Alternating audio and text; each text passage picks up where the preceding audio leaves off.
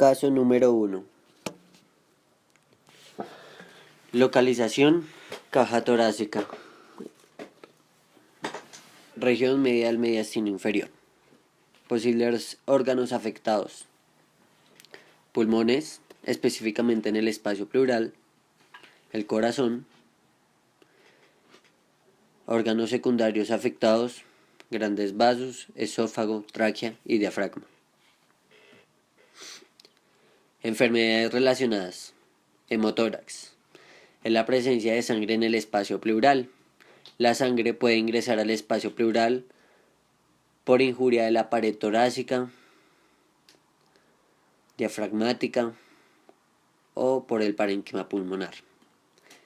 Cuando la sangre ingresa al espacio pleural, tiende a coagularse rápidamente, dando como resultado la agitación y el movimiento de los órganos cercanos. Cardiomegalia. Consiste en un agrandamiento anormal del músculo cardíaco. Es un signo que aparece en personas que pueden tener insuficiencia cardíaca sistólica crónica o diversos tipos de miocardiopatías. Conclusiones. Con respecto a una radiografía de tórax normal, el área pulmonar debe tener una apariencia radiolúcida, ya que es una cavidad que contiene principalmente aire. Pero en nuestro caso, el área pulmonar tiende a ser más que todo radiopaca en las regiones del hilio pulmonar y el espacio pleural. Al estar radiopaco dicha cavidad, podemos inferir que puede haber alguna sustancia con mayor densidad que el aire, como lo es el líquido, que puede ser sangre o pus. Esto puede estar afectando el funcionamiento de los órganos relacionados. Al haber algún líquido o sustancia desconocida, el pulmón puede correrse o desplazarse, y por causa de esto puede desplazar estructuras relacionadas como son el corazón, vasos, y en casos muy extremos puede llegar a afectar el pulmón contrario. Con respecto a la radiografía de tórax de proyección postero-anterior, se evidencia una pérdida del seno costofrénico y del seno cardiofrénico, los cuales en condiciones normales deben ser radiolúcidos, por ser unas cavidades llenas de aire. En nuestro paciente, dichos senos están totalmente radiopacos, lo que podemos inferir que hay algún componente de alta densidad en estos lugares que puede ocasionar un posible colapso del pulmón derecho. Además de esto, si es muy aumentada la masa, puede haber un desplazamiento del corazón hacia anterior y hacia la izquierda, y probablemente debe estar causando un colapso en el pulmón izquierdo. Inferimos que están entrando el colapso, ya que la entrada de las grandes estructuras vasculares en el hilio pulmonar están muy radiopacas, lo que usualmente se debe ver radiolúcidas. Concluimos que el diagnóstico del paciente es que tiene hemotórax. En el caso de la cardiomegalia, la probabilidad la descartamos, ya que el resultado del índice cardíaco dio dentro de los valores normales, es decir, de 0,5 o menos. Dentro de la radiografía de tórax en proyección lateral, se infirió que el corazón estaba ligeramente desplazado hacia anterior, ya que en comparación a una radiografía de tórax de proyección lateral normal, el espacio cardíaco es ligeramente menor al de nuestro paciente.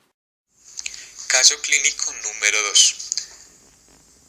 Decimos que para analizar una radiografía de tórax la hacemos por dos mecanismos, analizando la modificación de la imagen normal en cuanto a su densidad, forma, tamaño, relaciones y la aparición de elementos nuevos. Entonces, para analizar estas imágenes radiológicas patológicas vamos a ver algo que se llaman las sombras de relleno alveolar. Esas zonas son el reemplazo de aire por transudado, exudado o tejido neoplásico, dando origen a una opacidad de extensión variable. Cuando se presentan esas opacidades, yo voy a tener una imagen de condensación.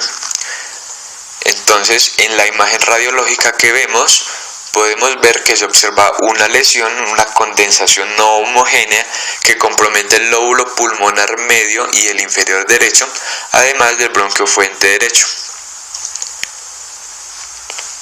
Con esta lesión, los posibles órganos afectados van a ser los siguientes. Entonces decimos que si las condensaciones están en contacto con estructuras como lo son el corazón y el diafragma, el contorno de esta zona se va a borrar, pues porque están cubiertos y pues va a haber un contraste entre el sólido y el aire. Entonces vamos a observar que hay una condensación en la base pulmonar derecha y puede afectar tanto el lóbulo medio como el inferior derechos. Además, también se puede ver que esa condensación está sobrepuesta y está en contacto con el corazón. Al estar en contacto con el corazón, lo puede comprimir, también puede comprimir los grandes vasos ubicados en el mediastino, como lo son la vena cava superior, la vena cava inferior,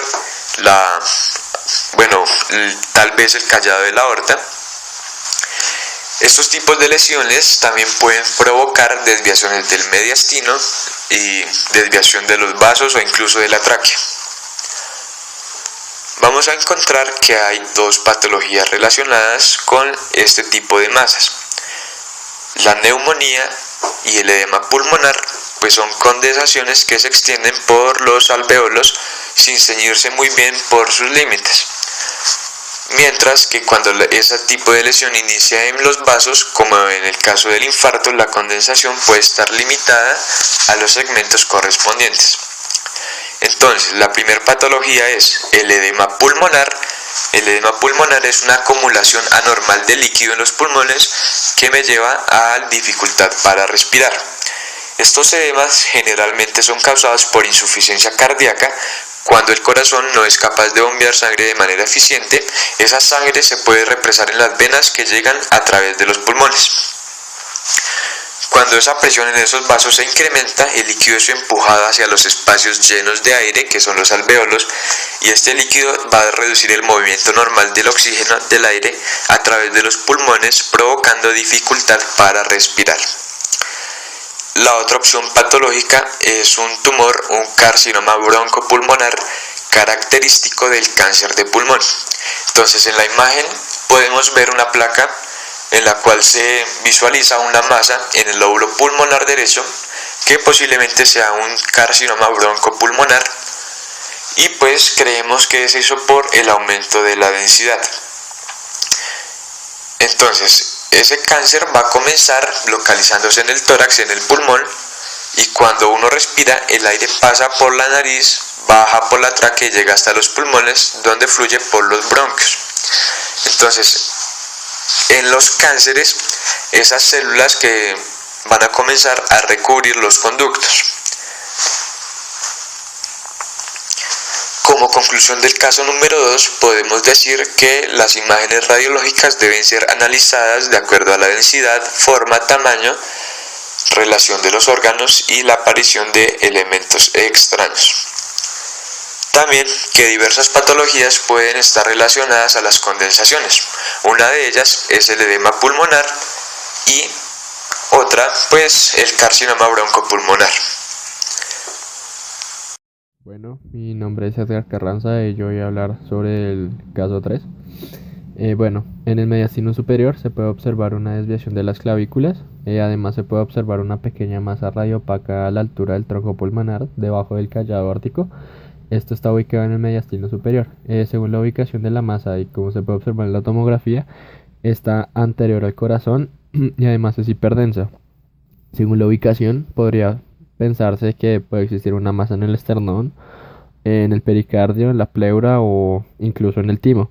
Las patologías más frecuentes son el tumor mediastinal, donde la ubicación más común para los tumores del mediastino depende de la edad. En los niños dichos tumores son más comunes en el mediastino superior, posterior.